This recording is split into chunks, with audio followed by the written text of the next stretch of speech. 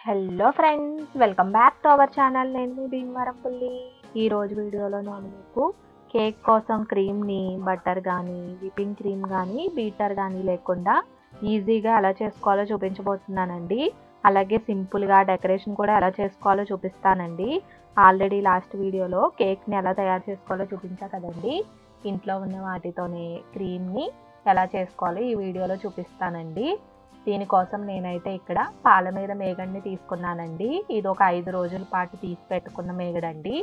దీన్ని విస్కర్తో కానీ స్పూన్తో కానీ బాగా విస్క్ చేయాలండి. బీటర్ యూస్ చేయట్లేదు కాబట్టి కొంచెం ఎక్కువ టైమే పడుతుందండి. మీరు ఒక 50 మినిట్స్ అలా మిక్స్ చేసి ఒక 10 మినిట్స్ ఫ్రిడ్జ్లో పెట్టి మళ్ళీ తీసి మిక్స్ చేసుకుని అలా చేసుకోవచ్చండి. ఇలా చేయడం వల్ల అంత పని అనిపించదు కూడాని. ఇలా మేగడంతా కూడా కొద్దిగా క్రీమీ కన్సిస్టెన్సీకి వచ్చే వరకు కూడా మిక్స్ చేసుకోవాలండి.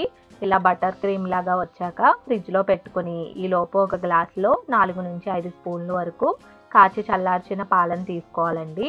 దానిలోనే ఒక 4 స్పూన్ల వరకు షుగర్ పౌడర్ వేసి బాగా మిక్స్ చేసి మనం ఫ్రిడ్జ్లో పెట్టుకున్న మేగడ ఉంది కదండి, దానిలో ఈ మిక్చర్ని పోసి బాగా విస్క్ చేయాలండి. ఇలా బాగా విస్క్ చేస్తూ ఉండాలండి. దీనిలోనే ఒక 2 టీ స్పూన్స్ వరకు కార్న్ ఫ్లోర్ని కొద్దిగా వాటర్లో వేసి మిక్స్ చేసి దీనిలో కలుపుకోవాలండి. బాగా విస్క్ చేస్తూ ఉండాలండి. ఇది కలిపిన తర్వాత టైం అయితే పడుతుంది కానీ క్రీమ్ టేస్ట్ అయితే చాలా బాగుంటుందండి. తర్వాత ఈ క్రీమ్ అంతా మంచి క్రీమీ కన్సిస్టెన్సీకి వచ్చి మంచిగా క్రీమ్ అనేది రెడీ అయిపోయిన తర్వాత దాన్ని ఫ్రిడ్జ్లో పెట్టి ఉంచుకోవాలండి. తర్వాత డెకరేషన్ కోసం స్టవ్ మీద ఒక ప్యాన్ని పెట్టి 1/2 కప్పు షుగర్ని వేసి లో హీట్లోనే కలుపుతూ ఉండాలండి.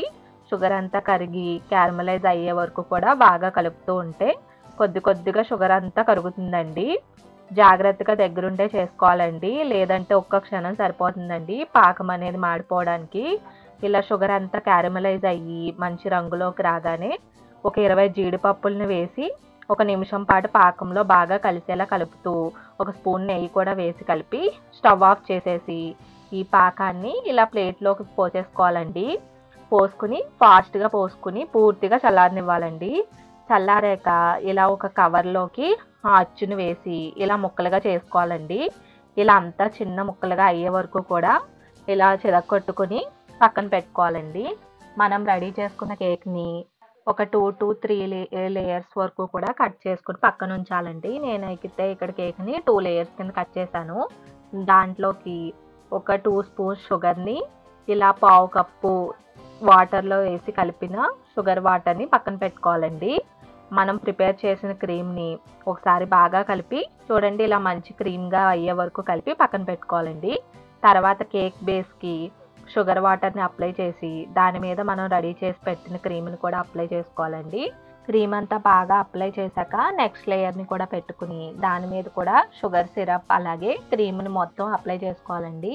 మొత్తం సైడ్స్ కూడా అప్లై చేసేసుకుని తర్వాత డెకరేషన్ కోసం రెడీ చేసుకున్న క్యారమలైజ్డ్ క్యాష్యూ పీసెస్ ఉన్నాయి కదండి, ఇలా కేక్ అంతా కూడా డెకరేట్ చేసేసుకోవడమేనండి. ఆ పీసెస్ అంతా అప్లై చేసి నేనైతే మధ్యలో లేయర్లో అప్లై చేయడం మర్చిపోయానండి. అక్కడ కూడా ఈ పీసెస్ అనేవి యాడ్ చేసుకోవాలండి. టేస్ట్ అయితే చాలా బాగుంటుంది.